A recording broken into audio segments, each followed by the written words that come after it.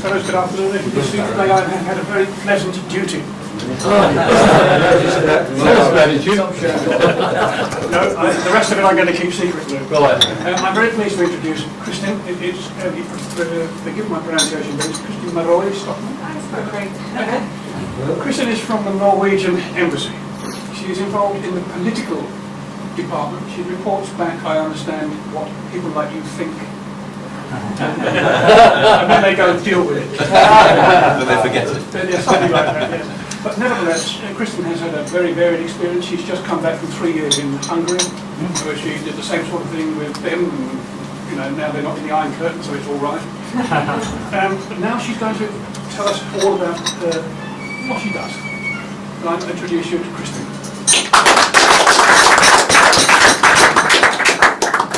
Thank you so much. Can you all hear me, or? Yeah? I will try to speak loud. Thank you very much for this nice opportunity. It has been a delicious lunch and very nice company. And this is my first time in Upminster. So it has been a very nice experience to meet you all here. And you have indeed a very nice club. And I'm very happy to be here. I thought I was going to say a little bit more about 3 topics, which is very important for Norway. I got some slides that you can have a look at.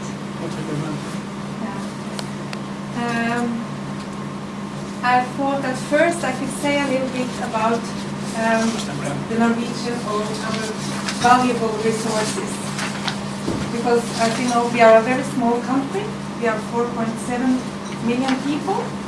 But we have a very large continental shelf that has given us a lot of wealth and a very good economy. And Norway is a small country when it comes to geography. We are, I think, the 116th smallest or largest country in the world. But we are the 5th largest country if we include our continental shelf and our Norwegian Sea. And the most important of our valuable resources is, of course, as you know, oil and gas and fisheries, but also hydropower is also very important for us. So I thought I'd say a little bit about it. How much time do you have? You've got 20 minutes. 20. So nobody believed it would be any oil in the Norwegian seas in the 60s. And I have heard that the head of the British Petroleum Exploration Team, he said that if there was any oil in the Norwegian continental shelf, he would personally drink it. And he was wrong. Today we have more than 60 fields in production at the continental shelf, and we are today the 6th largest exporter of oil. And the first field was discovered in 1969, called the Ekofisk. And today oil contributes to 21% of our value creation in Norway. And in 2009, I give you some facts. Norway produced 2.4 million barrels of oil every day. So we are quite large. Any spares? Sorry? Any spares? For Britain. And also in gas, we are also increasing our efforts in gas export. We are number 2 after Russia. And in 2013, it is estimated that gas production will represent more than 50% of our petroleum production. So Russia is a big country, but we are leading it. And most of the gas goes to Europe. It goes to Germany and UK, Belgium and France, which I believe Norwegian gas accounts between 25 and 35% of total consumption. But we have to remember fisheries as well. It's also very important for Norway because we have a very, very long coastline, and a lot of communities are still very dependent of the income that you get from fisheries. And it is actually estimated that 37 million meals is based on Norwegian seafood every day throughout the world. And you have rock carvings along the coastline that shows that people have been dealing with fisheries in Norway the last 6,000 years. Norway, as I said, have a very long coastline, but if you also include the coast of all the islands we got in Norway, you will have a coast that is 83,000 kilometers long. So that says a little bit about our country. And we have a lot of fish because Norwegians, we eat a lot of fish. We eat about 39 kilos per year, but we export 97% fish we harvest. And most go to France and Russia, Poland and Denmark. In UK, I believe we have a lot of nice Scottish salmon. And fish farming is also very, very popular in Norway. And it started really in the 80s. And 62 of the Norwegian fish export is actually harvested, or what you call it, farmed fish. Yeah, thank you. And many places farmed fish is considered as a very nice delicacy. Sorry, my English.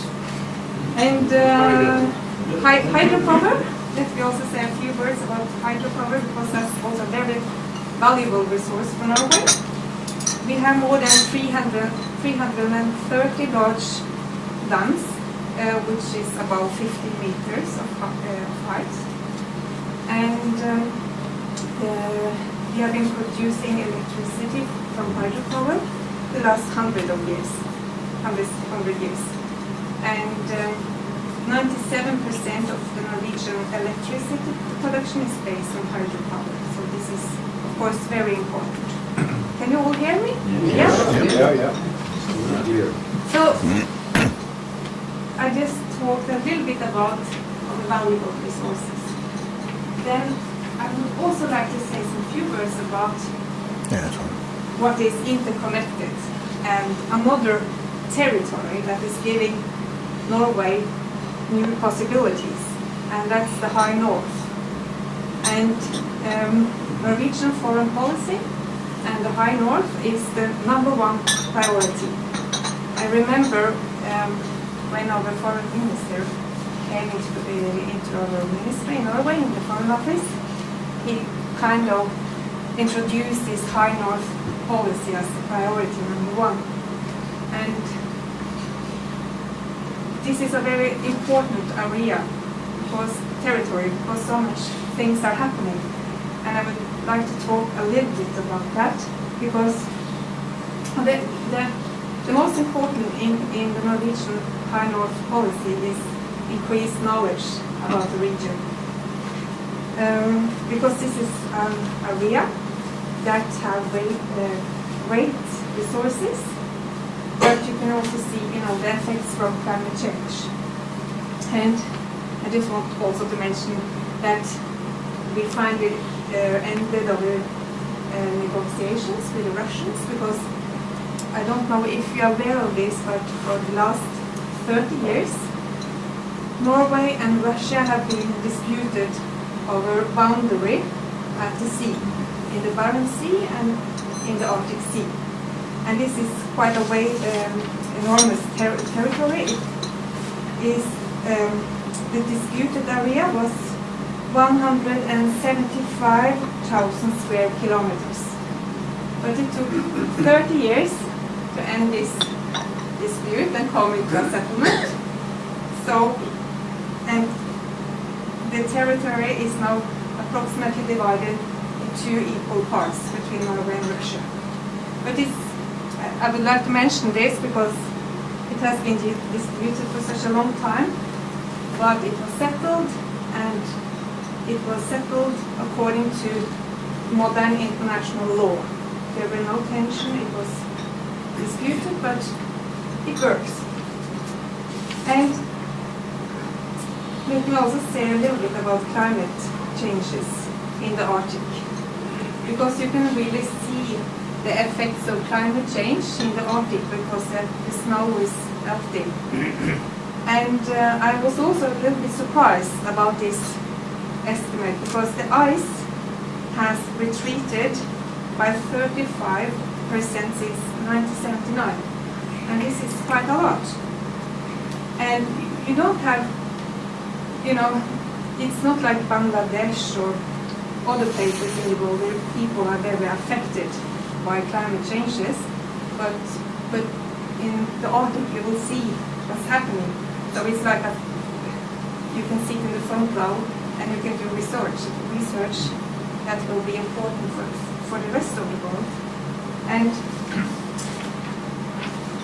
when the ice is melting in the Arctic, we have to kind of be aware that this also gives new opportunities, because resources will be more accessible, and you have, I guess you are aware of that you will have new transport routes that you can avoid,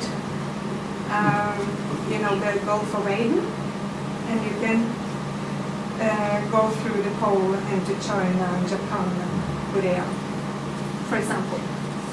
And it also have a lot of undiscovered petroleum deposits, and it is estimated that you will maybe have as much as 20% of the world's total undiscovered resources.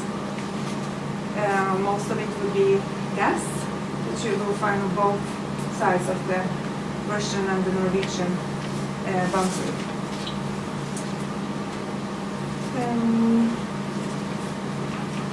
Let me also tell you about the route. Because if you go through the Northern Sea route, it is estimated if you go from Shanghai to Hamburg via the Northern Sea route, it is 6,400 kilometers shorter than the route via Malacca and Suez Canal. So it's quite a lot, and it will of course save fuel and time, maybe, because it's quite difficult to go this route still, because you need icebreakers and things like that. But it's possible. They've done it, yes. So for Norway, it's really important that you have a good color code for the ships that wants to cross this place, because navigation is very, very harsh and difficult. You have all the ice that creates problems for ships and everything, and also you need a very good rescue service if something happened, because of course you're aware that the climate is very harsh up there. And I guess you have all heard about Fridtjof Nansen, the Norwegian explorer, and when he went, it's quite amazing to think about that thing, because he led exploration team, yes, going to the North Pole in 1893 to 96. For 3 years, they were 13 people, and of course, it's a really harsh environment, and half the year is totally dark. There's no sun at all. So for 18 months, the team lived in total dark. And it must be quite a challenge with no communication to the rest of the world. And I heard a story that one of his team members came back as a drug addict. I don't know where he got everything from, but A new market. a new market. Find it if they need it. Yes, this was some of the issues I wanted to say about the final policy. I'm happy for any interruptions or questions that you may have, but I also wanted to say how much time do I have left? 10 minutes. Oh, I forgot to give you all my papers. This is some illustratives from my notes. see these ones. This is from the new one, Stephen Jefferson. So where should we put all the wealth Norway got through our very great resources? Because obviously we cannot put all the money into the society today. It will not be healthy and not sustainable. So in 1990, the government established what we call the Norwegian Pension Fund, the Norwegian Global Pension Fund. I don't know if you have heard about it. No, but this fund is a large fund where we put some of all the money that we get into it from. I will start in another way because the fund, we put the wealth and the money we get from the oil into this fund, and we invest in companies throughout the world. And the fund is now one of the world's largest single-owned funds, and is expected to grow in the coming years. And in 2010, the value was 525 billion US dollars. And one of the latest investments we did was in London. The fund bought 113 properties in Regent Street, which is quite a lot. We have a bank you can have as well. Yeah. So what's important with this fund is that the fund is built up by revenues from the petroleum activities, which of course is our non-renewable natural resource. So we have built this fund up so it can function as a buffer between income from petroleum activities and to the future generations and expenses that they have, because the oil will end, come to an end. So we need, like a buffer to invest in the future generations. And the fiscal policy guidelines state that spending over time is to correspond to the real return on the fund estimated at 4%. So it was a very good backup during the financial crisis in 2008-2009, because then we could use some money of this fund. But that means that we have to use less in years to come. Because if we use, for example, 4% during the financial crisis, we have to save our for the coming period. So now we will use less. And of course we have political parties in Norway that want us to use more of this money to go into welfare infrastructures, but it's very strict rules regarding to spend some of the profit from the fund.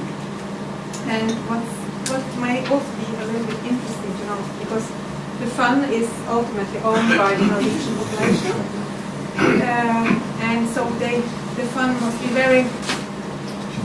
They must have in mind, or the Minister of Finance who operates it, it's guided by very strong ethical values. So that's, Norway sometimes gets some criticism from some countries that they pull out of companies that do not live up to the ethical requirements. But it has to be like that when it's the government that owns it. But it can sometimes create some problems or controversies when Norway pull out of a company in a certain country. And another important principle is that ownership stakes in any single company may not exceed 10%. Because you shall spread the risk. And by the end of 2010, the fund owned 1% of the world's listed equities. So it's quite a large fund. Here's a Very good immigration policy. You got quite And this is the last sentence about the fund. The fund also have to report regularly to our parliament about the investment strategies and insurance and everything like that. Yes. So this was a little bit about Norway. I hope you could hear me well and that it was clear.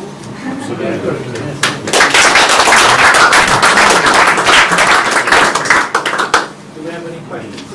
Does Norway can have Does Norway still have a waiting? Sorry? Does Norway still have a waiting? Yes, we got. So you still catch whales and kill them as against the world being against whaling? Yes, we do. We catch whaling, not as much as before, but my government and other departments in our ministries, they believe that we have to catch some of it, because if not, the will be unbalanced if the resources in the sea. So we believe it's sustainable for other stakeholders.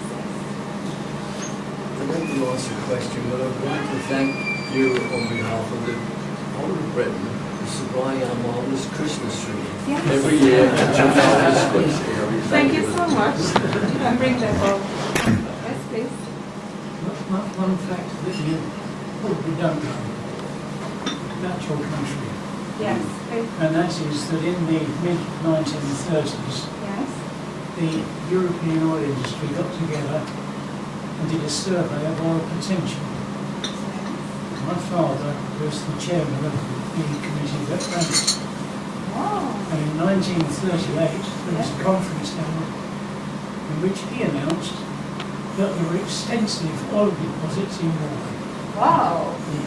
in 1938. Wow. That was information for me. So just more far ahead than the other one I told about. Yeah. Oh, that's interesting. A fascinating talk. I was going to ask about the Samis, but I won't ask about the Samis. In relation to the huge amount of wealth that's come into the country, in theory, nobody need work anymore. So, how would you deal with this situation where, in fact, the population is costed by substantial funds when they're working, and when they're retired, and when they're ill? To what extent does this lead to a kind of loss of momentum as to where we're going, what we're going to do, why bother? I mean, if the state's going to pick it up, no point in doing anything. Also, of course, in the early part of the 20th century, 19th century, Norway was very poor indeed. Yes. And now you've gone from one extreme to the other in a relatively short period of time. So I'm just wondering about the sociological consequences of this huge wealth. How are they dealing with drug taking a real problem? What is this situation? They could still give it all away and do any use on the market, couldn't you? Well, I can't talk for everybody in Norway, and of course we have a welfare system which is actually built on the ideas of the beverage plan in Britain, and but still we have quite a low unemployment rate relative to the rest of Europe. But I think we value work quite high, I must say. Even though we have quite good welfare systems. I have all my friends are working. I have no friends that is not working. And you all also have, I also don't know any females that are not working. Because I don't know, we value work quite high in general, I think. And we have very good kindergartens that take care of our children from they are 1 year old with the public support. So we have a very strong female labor force as well. And all of them start working after 1 year, or we have 1 year off, we share it with the dads more and more. So I don't know, my impression is that, you know, we don't have very large differences between different classes in Norway. We have still quite equal compared to many other places. And maybe it's the mentality. I can't really give you a good answer, but there is not It works. really a good. Every one of my friends, everyone I know, all are working and we value work. Yeah. How many political parties do you have? Oh, in government now we have a coalition with Yes. with Labour, the Central Party, and the Socialists. Yes. Please do. Yeah, and then we have in opposition, and we have it's a little bit difficult to find the English names. The Christian Party, and what I call populistic right party, and yes, they are in opposition. So we have 5, and then we have also some small parties. We have 5 main parties. And then we have the socialist parties, and then something called the Coast Party, and yes, but these are very So small represent parties. particular sort of elements with Yeah, the Coastal Party do have some So the small. subsidiary question to that, to the councils, the areas, are they politicised or are they not? Yes, they are. Yes, but yeah, yes, yeah. It would appear, listening to you, that you seem to have adapted the beverage brand better than we have. Oh yes. They have more money. Well, we did have.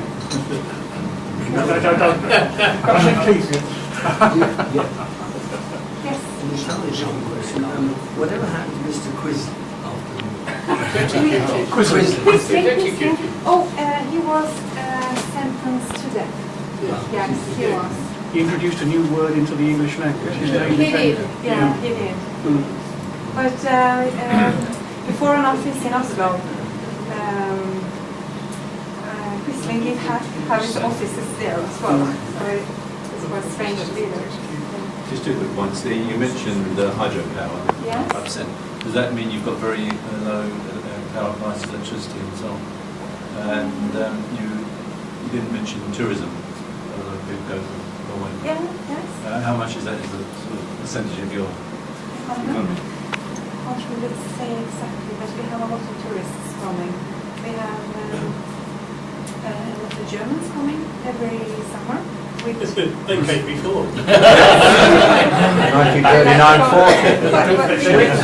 They're driving motor caravans. Yes, motor caravans. Yeah, and we did, for some time Norway was a little bit annoyed about all the Germans coming in their big cars and, but since slow down. And we have a lot of Japanese coming as well.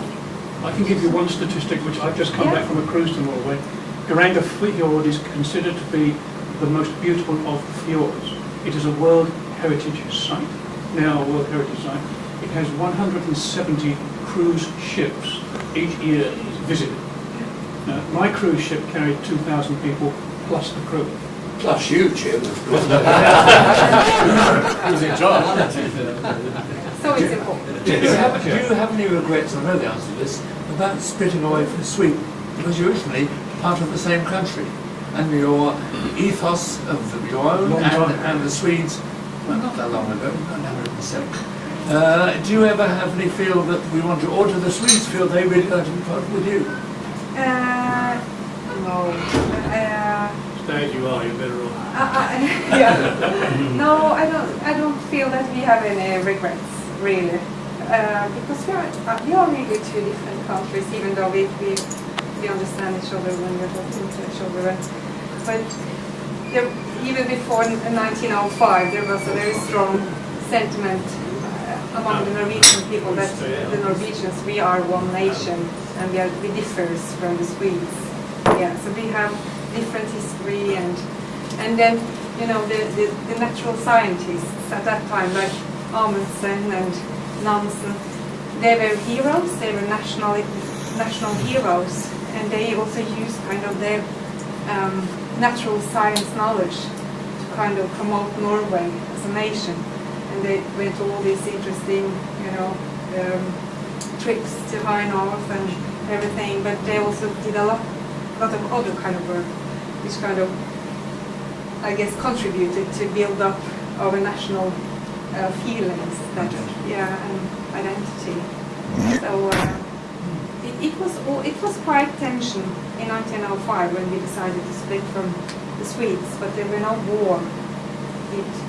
But it was tension, but no war, and we have been fine after then. Yes, I went to the North School Museum in Stockholm, which is built especially for the whole country, including Norway. Never happened. And the building's there, but it's only half used, because you should be using the other half. Okay. One question. I had a business in Norway for many years. Yes. And everything you said to me, I remember it well. And I remember it as a caring country. Everybody wanted to work. The social system was good. The standard of living was good, generally good.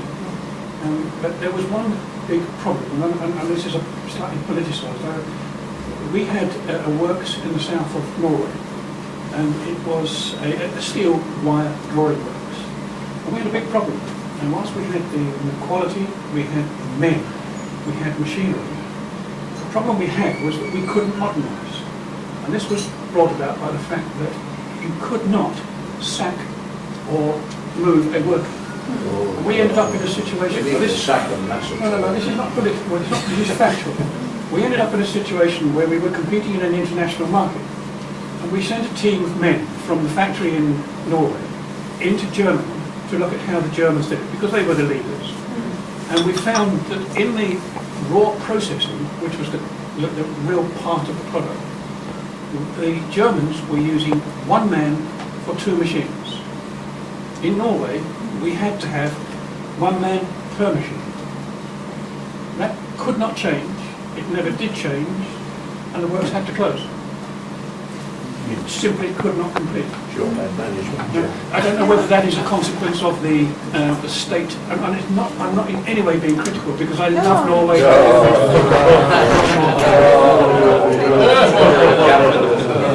Sack of.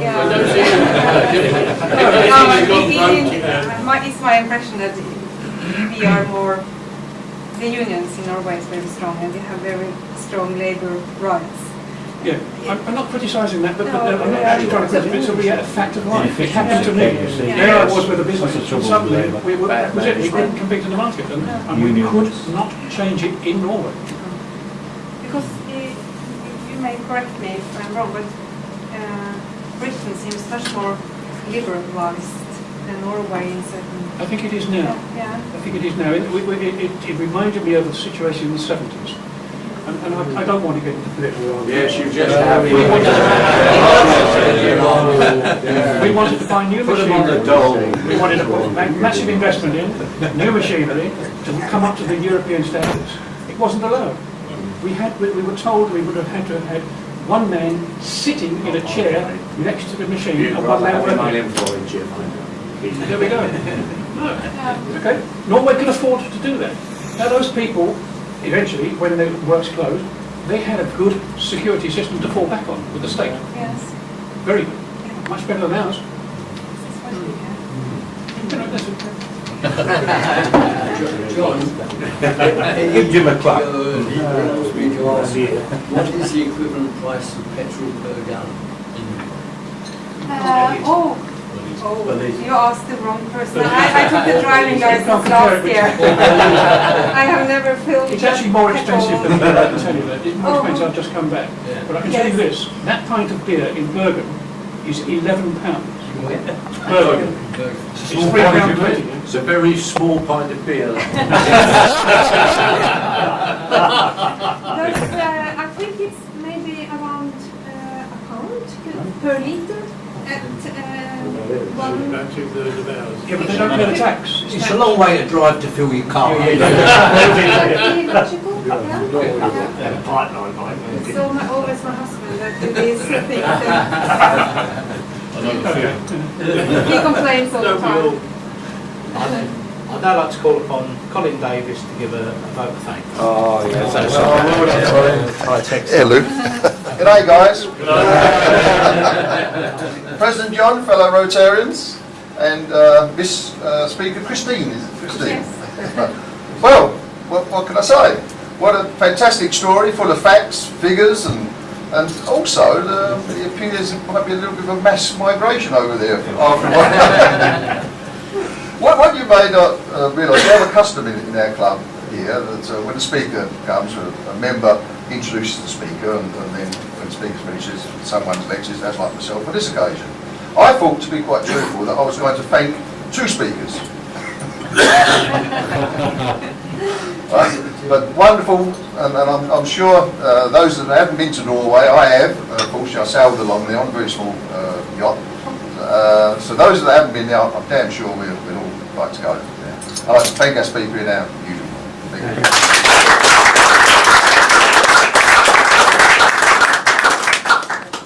Fellow, do we have any others?